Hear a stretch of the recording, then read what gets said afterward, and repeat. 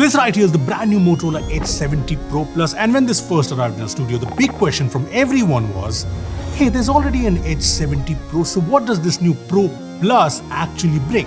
Well, it turns out there's some big upgrades which you might already know and some hidden ones that you don't know. So I'm going to tell you everything, the pros and cons. Is this value for money at 44,999 with the bank discount? So you know what? Let's hit it. Oh, so this is the new Edge 70 Pro Plus, and this looks exactly like the 70 Pro, which is not a bad thing at all. But Moto has done something interesting with the colors, like this Pantone Zin Fandel. So fancy, I can't even say it right. Yep, this Pantone Zin Fandel has this gorgeous wine color with this satin-like finish. And honestly, this does get a lot of attention. The shiny frame, the curvy design, the fabric back, the camera deco with these pink rails around the lenses. I really wish Moto would have sent us these other variants because one has a wooden finish, the other seems to have this nice texture. But hey, coming back to the Zin Fandel, this back is pretty grippy, no smudges, and this feels very premium in the hands. I mean, it's still a very thin phone at 7.19mm, actually 2mm thicker than the regular Pro. Now I know it's a big phone, weighs 190 grams, but it somehow feels lighter. Maybe it's the weight distribution, maybe it's how the design is, but it just feels not 190 grams, if it makes any sense. And yes, the frame here is plastic, but again, it does not feel like plastic. Moto has done some sorcery here. I mean, I don't know how to make it make sense. And yes, this does not have any compromises in terms of protection, so I can just do this or on military grade certification, IP68 and 69 rating, and Gorilla Glass 7i on the screen, but I do see some micro scratches after a week of heavy usage, so do use a screen protector. And Moto gives you the sealing tapes for those UV screen protectors in the box. And talking about the box, the phone comes in this FIFA branded box, and inside you get the 90-watt turbo power charger, the USB-C cable, but no case, no screen protector. Even the display is the same, 6.8 inches, 1.5K Extreme AMOLED with all the great specs. And yes, it's curved on all four sides, which some of you may like, some may not. The good thing is when you have the phone in the hand, the phone looks completely bezel-less on the sides and swiping on it feels very natural. And the screen itself is pretty good, Pantone validated, very sharp, vibrant colors. Gets pretty bright outdoors at 1800 nits in high brightness mode. And I binge watched like 10 episodes of Designated Survivor on Netflix and loved it. But like other Moto phones, this does not have HDR on Netflix. Now this is a 144Hz display, but I noticed it defaults to 90Hz on the home screen. And yeah, you can fix it by switching to hyper smooth in settings, so just something to note. And this also has the water touch, so the screen works with those wet fingers. You know, it's useful sometimes.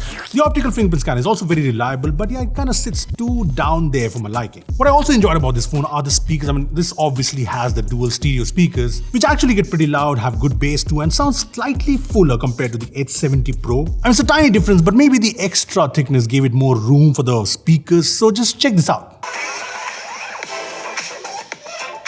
Now there's also Dolby Atmos support here, which I mostly kept in spatial mode for movies, and yeah, love it. Haptics are really good too, not the strongest, but tight, precise, and Moto has implemented it well across the UI, be it, you know, the app drawer, the volume slider, or, you know, even setting something like alarms.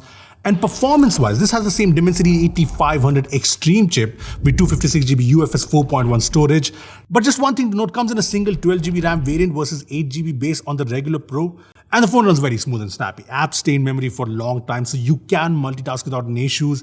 And this scores over 2.1 million in Antutu, has some nice Geekbench scores, but your 3D Mark stability is just 45%, which you can kind of feel in gaming. I mean, Call of Duty runs smooth at 120 FPS, no lag, no frame drops. Even BGMI supports 120 FPS, but it's a bit inconsistent. Like it would start at 120 and then drop to like 80, 90 during intense fights. And same with Genshin. So there is some optimization needed, but the interesting part is the phone does not heat at all. And that kind of makes me feel that Moto has left some thermal headroom on purpose, so maybe an update can push the chip mode because this processor is actually capable. But hey, let's talk about the real reason you are here. Cameras. It's not a new setup entirely. It's a 50MP Sony Letia 710, a 50MP ultra wide, and here's the star of the show, a proper 50MP 3.5x periscope telephoto. There's also a 50MP selfie camera with autofocus, and all of that makes 4 50MP cameras. Yay! And we have been clicking a lot of photos over the last few days, and the main camera captures great detail, very eye-pleasing colors, and yeah, solid dynamic range in most conditions. Even in low light, it lights up the scene really well with minimal noise, great colors as you can see. So very good job, Moto. But one thing I did notice, it keeps the shutter speed low to pull in more light, which also means motion blur if anything moves, so keep that in mind. Now the 50 megapixel ultra wide camera is again really good, very detailed in daylight, low light as well, like an ultra wide, but the colors match the main lens pretty nicely. You can also shoot macro photos, and yeah, it is better than those 8 megapixel ultra wides we usually see here. Now the big deal here is obviously the 3.5x 50 megapixel telephoto. I mean, this is 3.5x, 7x hybrid, and all the way up to 50x zoom. Now when you zoom beyond 7x, the phone aggressively uses AI to fill in the textures, and you can actually turn off this super zoom pro option in the settings for a more natural look, but I think it's still better to leave it on. See, most of you are going to shoot at 3.5x or 7x, and this is where it genuinely shines. Sharp photos, the colors are punchy, good in both daylight, low light, and I really like the color tuning here, even though it is a bit contrasty and sometimes boosted. And as for portraits, edge detection and blur looks good. Most of the time portraits actually look great, but sometimes there is some brightening on the face. Now selfies are what I totally love here. Great skin tones, good details on the face, the exposure is balanced, also pretty wide for those group shots. Now portrait mode selfies are pretty good, but edge detection can get messy in challenging situations, but yeah, otherwise very solid. Now one thing I did notice is that what you see in the viewfinder and what you get as the final photo are quite different, and I mean that in a good way. Plus it takes a few seconds to process images after clicking back-to-back photos, so again something to note. And as for videos, you can record 4K 60 FPS videos on all 4 lenses, very nice. And the videos are very stable, punchy colors again, but low light videos can be a bit noisy. Now the camera app itself feels very smooth, no weird lag or anything, so good job again there. And coming to software, this runs Android 16 with obviously Hello UI on top. And yeah, it has nice jumpy animations everywhere, plus a lot of useful features like Moto AI, which you know already, and for which you also get an AI key on the left side, which brings the AI assistant to take notes or remember things. And there's a genuinely good notes app, those chop gestures, and some solid customization options. But yes, there are some pre-installed apps like Blinkit, Indus App Store, PhonePe, etc. And also some pre-installed games here, which almost all of it you can remove.